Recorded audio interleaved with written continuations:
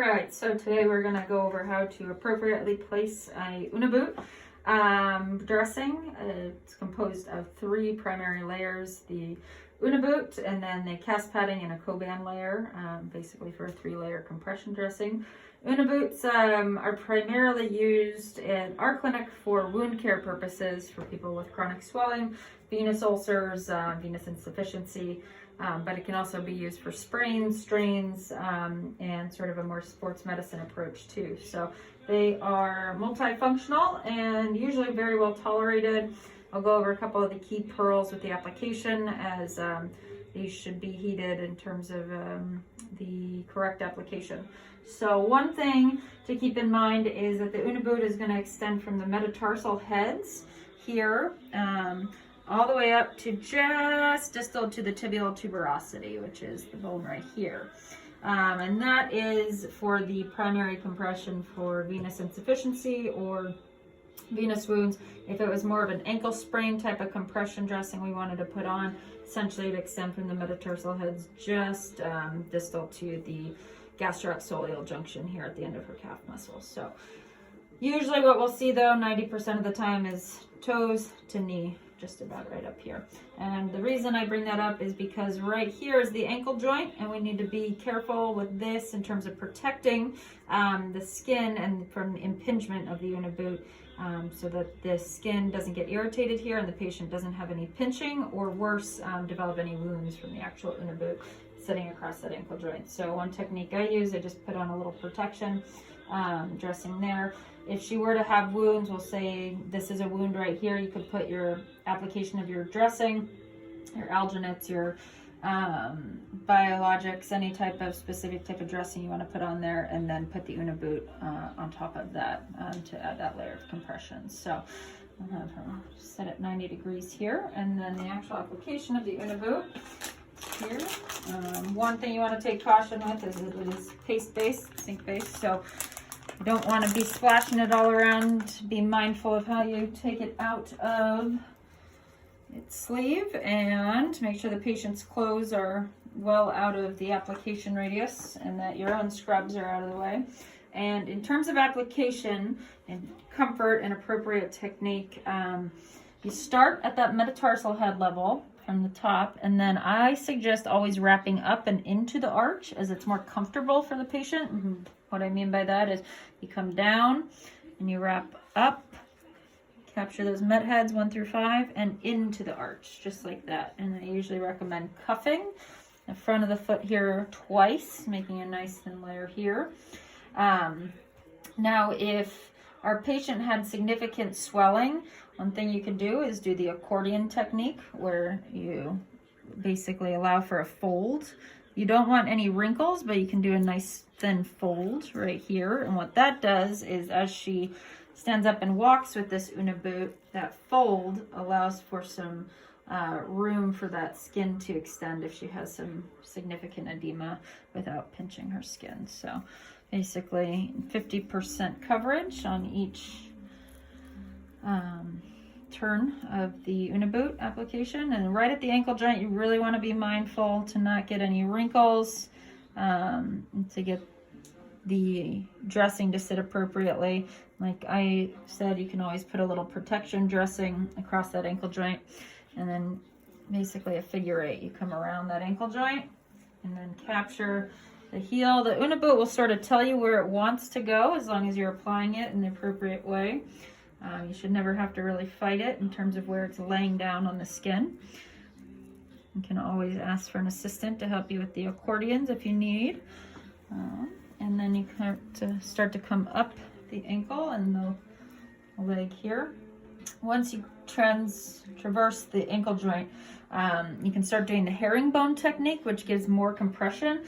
What I mean by that is the around and up and around and down technique. So this is around and up. And again, you don't want any wrinkles, so that would be considered a wrinkle right there. And what that can do when it dries, it can cause a little pressure sore. So we don't want to do that, because many of our patients have friable skin or PAD or venous insufficiency, and so you could be actually putting them at more risk of developing issues. So around and up, and then around and down. and with that 50% coverage, and you'll see that herringbone pattern once we get up the leg here a little bit. And you just do that around and up, and do that 50% coverage, the accordion, and then around and down, 50% coverage, around and up. Good. And around and down. And legs will come in various sizes, so usually you only need one of these, but if you need to use two, if your patient has, you know, significant edema or lymphedema, then you can use two. Around and up, around and down, doing the accordion, keeping everything nice and smooth. You don't ever want to put tension across this either. You're not trying to compress through this. You just lay it nice and soft. The compression comes actually through the UNNA boot as it dries and as she walks. So, and then you can cuff at the top. There's the tibial tuberosity right there. And cuff it, and then you can either cut it, which we'll do, because you don't want to. Every layer would provide more compression, and you don't want to do more compression if it's not needed, because that can cause issues as well. So that's step one.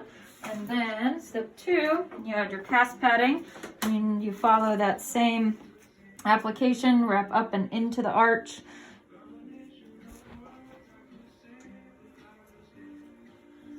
And up and around the ankle, come down, capture the heel, and then make your way up the leg. You can go around and up, around and down. Get that nice and smoothed out. Good. So it's sort of like an art to make the dressing go on correctly, and if you learn the technique the right way, it should be pretty simple in terms of applying it. Always check with your patient to make sure that they don't feel like it's too tight when you're putting it on. That goes with any sort of ace bandage dressing or UNNA boot dressing. And then the final layer is your co-band layer. And you can get some compression through this if you want. I always recommend doing the around and into the arch. And you can cover, make sure you capture that UNNA boot on the metatarsal head so that when the patient steps in their shoe or on their sock, they're not getting a paste on their shoe or on their sock. And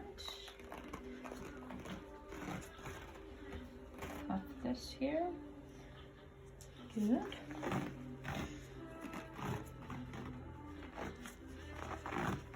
And you want that 50% coverage across each wrap with the co-band and each layer. So around and up, around and down, 50%. Around and up,